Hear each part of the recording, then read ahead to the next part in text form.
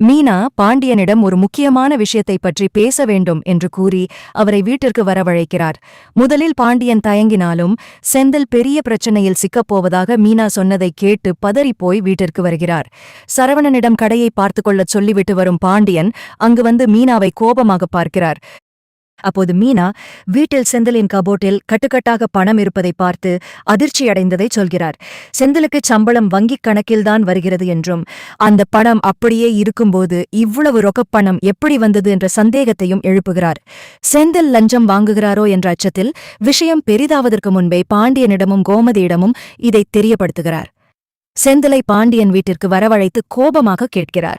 செந்தில் ஆரம்பத்தில் மழுப்பினாலும் இறுதியில்தான் வேலை முடித்துக் கொடுத்ததற்காக விருப்பப்பட்டு கொடுத்த பணத்தை வாங்கியதாக ஒத்துக்கொள்கிறார்.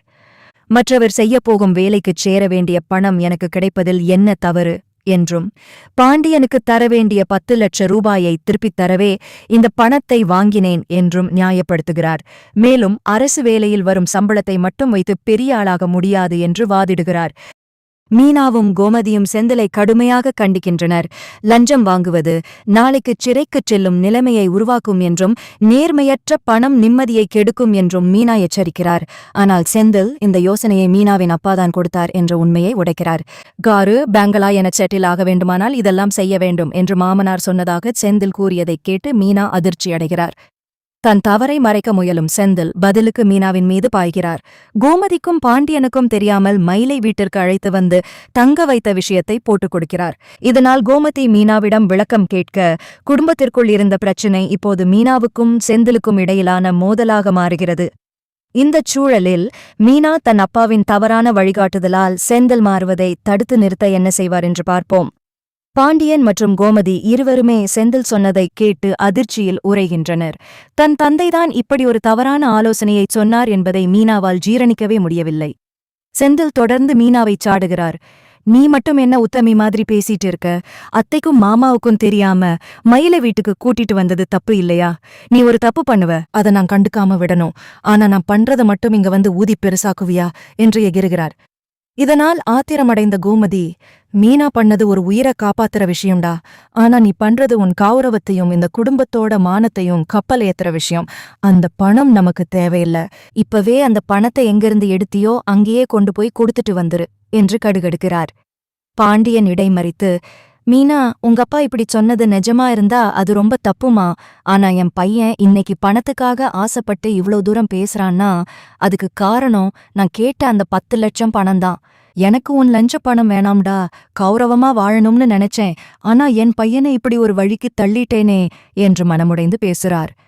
மீனா கண் கலங்கியபடி செந்திலிடம், எங்க அப்பா சொன்னாருங்கிறதுக்காக நீங்க தப்பு பண்ணலாமா? உங்களுக்கு சரி எது தப்பு எதுன்னு தெரியாதா? நீங்க வாங்குற இந்த ஒவ்வொரு ரூபாயும் நாளைக்கு நம்ம குழந்தையோட எதிர்காலத்தை பாதிக்கும்னு தோணலையா? இப்பவே இந்த பணத்தை அந்த ஆபீஸ்காரங்க கிட்டயே திருப்பி கொடுத்துட்டு வாங்க, இல்லனா நான் இந்த வீட்டை விட்டு போயிருவேன் என்று உறுதியாகச் சொல்கிறாரு. செந்தில் ஒரு நிமிடம் யோசிக்கிறாரு. ஒரு பக்கம் மாமனார் சொன்ன சொகுசு வாழ்க்கை, இன்னொரு பக்கம் குடும்பத்தின் நேர்மை. பாண்டியனின் விரக்தியும் மீனாவின் உறுதியும் அவரை சற்று சிந்திக்க வைக்கிறது. இறுதியில், சரி இப்போதைக்கு இந்த பணத்தை கொடுத்துடுறேன், ஆனா இனிமே நான் கஷ்டப்பட்டு உழைச்சு முன்னேறும்போது யாரும் குறுக்கே வராதீங்க என்று கூறிவிட்டு பணத்தை எடுத்துக்கொண்டு அங்கிருந்து கிளம்புகிறார். மீனா தன் தந்தையிடம் இது குறித்து கேட்க முடிவெடுக்கிறார். அடுத்ததாக மீனா தன் அப்பாவிடம் நியாயம் கேட்பதை பார்ப்போம். மீனா நேராக தன் தந்தை வீட்டிற்குச் செல்கிறார். செந்தில் சொன்ன விஷயங்கள் அவர் மனதை ரணமாக்கிக் கொண்டிருக்கிறது. அங்கே போனதும் தன் தந்தையிடம் மிகவும் ஆவேசமாக கேட்கிறார். அப்பா, செந்தில் கிட்ட போயும் போயும் லஞ்சம் வாங்க சொல்லி நீங்களா ஐடியா கொடுத்தீங்க? ஒரு பொண்ணு புகுந்த வீட்ல நல்லா இருக்கணும்னு நினைக்கிற எந்த அப்பாவாவது இப்படி ஒரு தப்பான வழியை காட்டுவாங்களா என்று அழுகையுடன் கேட்கிறார். அவர் தந்தையோ அசால்ட்டாக, இதுல என்னமா தப்பு இருக்கு? இன்னைக்கு இருக்கிற விலைவாசியில கவர்மெண்ட் சம்பளத்தை மட்டும் வச்சுக்கிட்டு எப்படி முன்னேற முடியும்? நீயும் கார் பங்களான்னு வசதியா இருக்கணும்னு தானே நான் அப்படி சொன்னேன் என்கிறார். இதை கேட்டு மீனா இன்னும் அதிர்ச்சி அடைகிறார். எனக்கு அப்படி ஒரு சொகுசு வாழ்க்கை தேவையே இல்லப்பா. கஞ்சி குடிச்சாலும் கௌரவமா வாழணும்னு நினைக்கிற குடும்பம் அது. இனிமே தயவு செஞ்சு எங்க வாழ்க்கையில தலையிடாதீங்க என்று கட் அண்ட் ரைட்டாக சொல்லிவிட்டு வந்துவிடுகிறார். மீனா மீண்டும் வீட்டிற்கு வரும்போது செந்தில் முகத்தை உப்ப வைத்துக் கொண்டு அமர்ந்திருக்கிறார். பணத்தை திருப்பிக் கொடுத்து விட்டாலும் அவருக்குள் அந்த ஆசை இன்னும் போகவில்லை. எல்லாரும் சேர்ந்து என்ன ஒரு குற்றவாளியாக்கிட்டீங்க. அந்த மயில் விஷயத்தை நான் மட்டும் மாமா கிட்ட சொல்லியிருந்தா உன் நிலைமை என்னவாகியிருக்கும் தெரியுமா என்று மீண்டும் மிரட்டுகிறார்.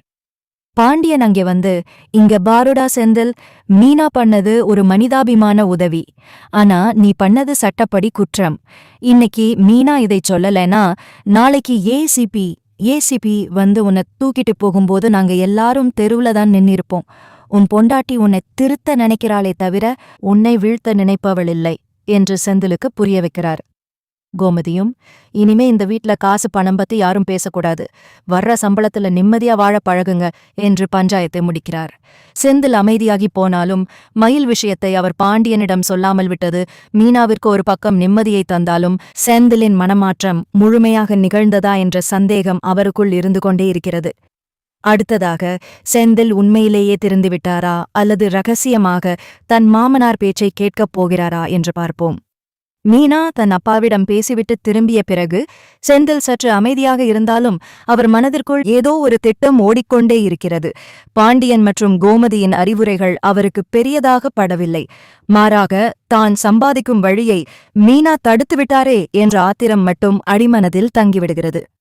மறுநாள் காலை செந்தில் அலுவலகம் கிளம்பும்போது மீனா அவரிடம் மென்மையாக பேச முயற்சி செய்கிறார்.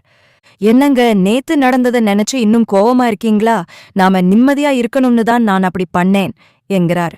ஆனால் செந்தில் அவரை ஏளனமாக பார்த்து, உங்க அப்பாவே சரின்னு சொன்ன விஷயத்த நீ தப்புன்னு சொல்ற பாரு, அங்கேயே உன் புத்தி தெரிஞ்சு போச்சு. சரி, இனிமே நான் எதையும் உன்கிட்ட சொல்ல போறதில்ல. நீ உன் வேலைய பாரு, நான் என் வேலைய பாக்கறேன் என்று கராராகச் சொல்லிவிட்டுச் செல்கிறார். அலுவலகத்தில் செந்திலின் மாமனார் அவருக்கு மீண்டும் போன் செய்கிறார். என்ன மாப்பிள, மீனா வந்து என்கிட்ட சண்டை போட்டுட்டு போறா. அவ சின்ன பொண்ணு, அவளுக்கு உலக அனுபவம் கிடையாது. உங்களுக்கு பணம் தேவைப்படும்போது நான் சொன்னதுல என்ன தப்பு? அந்த பணத்தை உண்மையிலேயே திருப்பி கொடுத்துட்டீங்களா என்று கேட்கிறார். செந்தில் தயங்கியபடி, ஆமா மாமா, வீட்ல பெரிய ரகளையே ஆயிடுச்சு, அதான் கொடுத்துட்டேன் என்கிறார். அதுக்கு மாமனார், பயப்படாதீங்க மாப்பிள்ள, இதெல்லாம் ஆரம்பத்துல இப்படித்தான் இருக்கும், அப்புறம் பழகிடும், அடுத்த முறை கவனமா இருங்க என்று மீண்டும் தூண்டிவிடுகிறார். இந்தச் சூழலில பாண்டியன் கடையில இருக்கும்போது செந்திலின் மேலதிகாரி அங்கிருக்கிறார். அவர் பாண்டியனிட்ட, உங்க பையன் செந்தில் ரொம்ப நல்லா வேலை செய்யறான் பாண்டியன் சார், ஆனா சமீப காலமா அவன் சில தேவையில்லாத நபர்களோட பழக்கம் வச்சிருக்கானோன்னு எனக்கு சந்தேகமாயிருக்கு, கொஞ்சம் கவனிச்சுக்கங்க என்று எச்சரிக்கிறார். இதைக் கேட்டு பாண்டியன் மீண்டும் பதற்றம் அடைகிறார். வீட்டிற்கு வந்த பாண்டியன் மீனாவிடம் இந்த விஷயத்தைச் சொல்கிறார்.